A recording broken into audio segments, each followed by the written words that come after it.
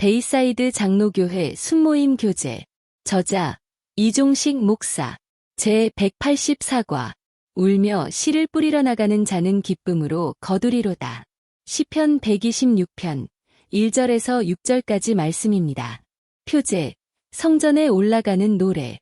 여호와께서 시온의 포로를 돌려보내실 때에 우리는 꿈꾸는 것 같았도다. 그때에 우리 입에는 웃음이 가득하고 우리 혀에는 찬양이 찼었도다. 그때에 문나라 가운데에서 말하기를 여호와께서 그들을 위하여 큰일을 행하셨다 하였도다. 여호와께서 우리를 위하여 큰일을 행하셨으니 우리는 기쁘도다. 여호와여, 우리의 포로를 남방 시내들같이 돌려보내소서. 눈물을 흘리며 씨를 뿌리는 자는 기쁨으로 거두리로다.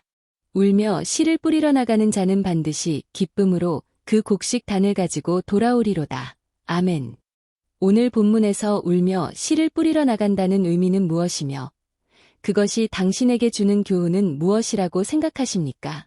본 시편의 배경은 이스라엘 백성이 제1차로 바벨론 포로에서 돌아온 후였다고 성경학자들은 말합니다.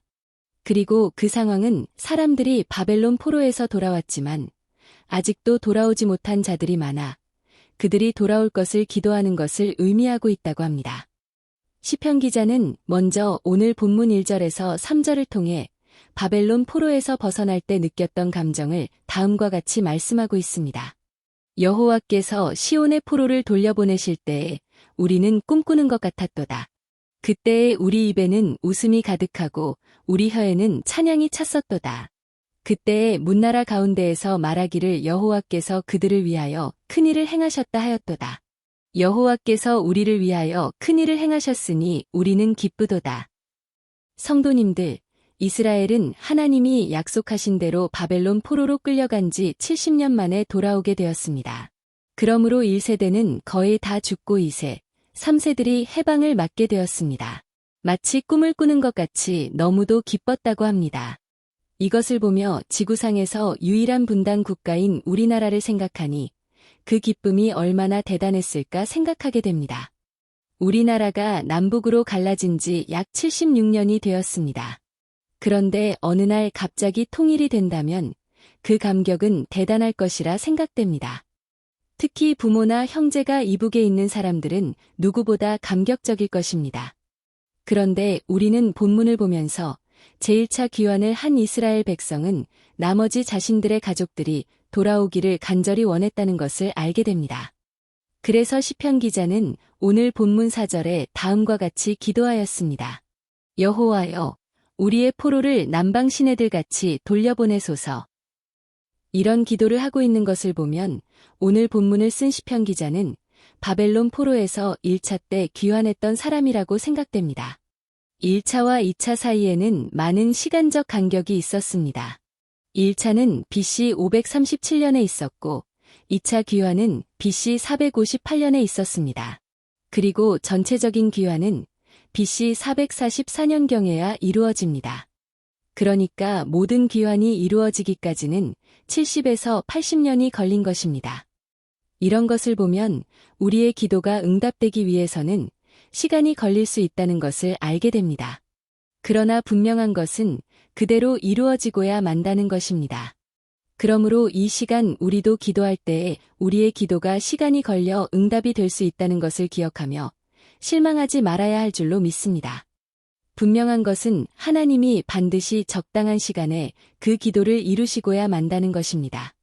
그리고 오늘 본문 4절에서 시편 기자가 한 기도를 보며 우리가 기도 응답이 오는 방법에 대하여 기억해야 할 것이 있음을 알게 됩니다.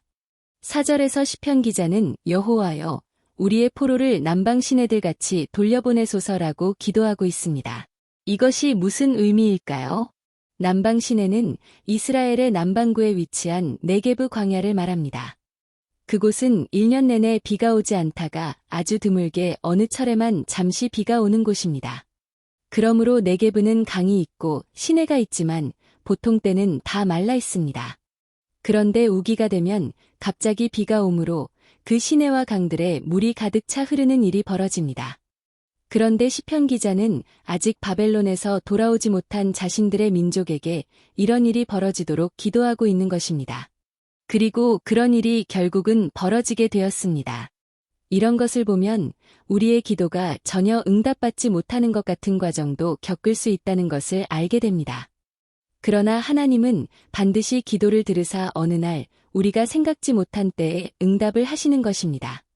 그러므로 우리 성도가 할 일은 하나님의 이러한 역사를 믿으며 기도해야 할 것입니다. 그러면 마른 광야에 소낙비가 내려 움푹 파인 강과 시내를 채우는 것 같은 역사가 일어날 것입니다. 오늘 본문을 보면 시편 기자는 이러한 역사를 기대하며 자신들이 해야 할 일을 5절, 그리고 6절에서 다음과 같이 고백하고 있습니다. 눈물을 흘리며 씨를 뿌리는 자는 기쁨으로 거두리로다.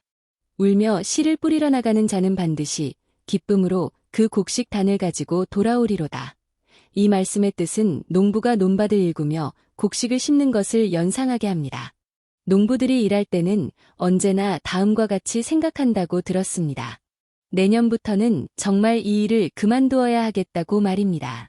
하는 일이 너무 힘들기 때문입니다. 아마도 집들을 가꾸는 분들도 똑같은 생각을 갖고 있지 않나 생각됩니다.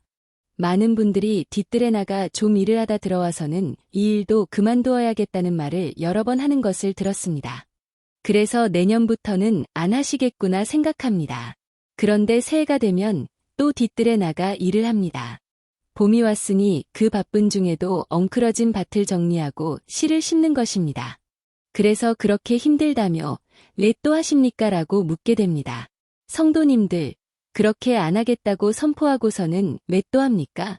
가을에 꽃이 피고 열매가 생기는 것을 보며 기쁨을 얻기 때문입니다. 사람들은 힘들어도 열매를 보며 다시 마음을 바꿉니다.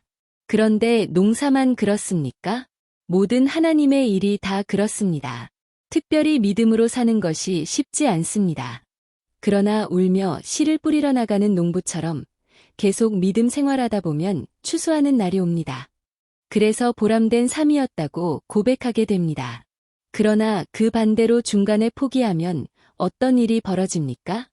추수 때에 다른 사람들 추수하는 것을 보지만 자신의 삶에는 아무 열매도 맺지 않았음을 보며 후회가 가득한 인생이 됩니다.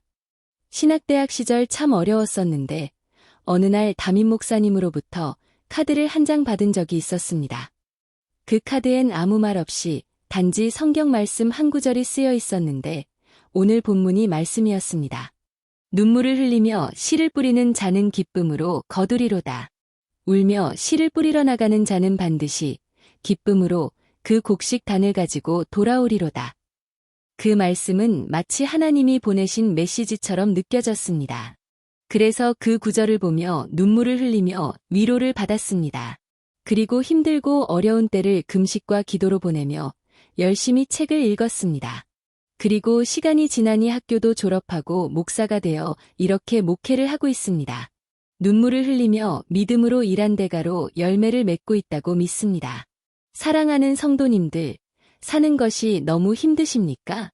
그러나 하나님의 말씀을 믿고 전진한다면 반드시 열매로 가득 찬 날을 맞이할 것을 믿습니다. 그러므로 오늘도 눈물을 흘릴 정도로 힘들어도 믿음으로 기도하며 세상에 나가 해야 할 일을 하는 우리가 되기를 주님의 이름으로 축원합니다. 당신은 눈물을 흘릴 정도로 어려움을 믿음으로 통과한 적이 있습니까? 그리고 그 결과는 무엇이었는지를 말해봅시다. 오늘의 말씀을 통해 새롭게 느낀 점과 결단하는 바를 서로 나누어 봅시다.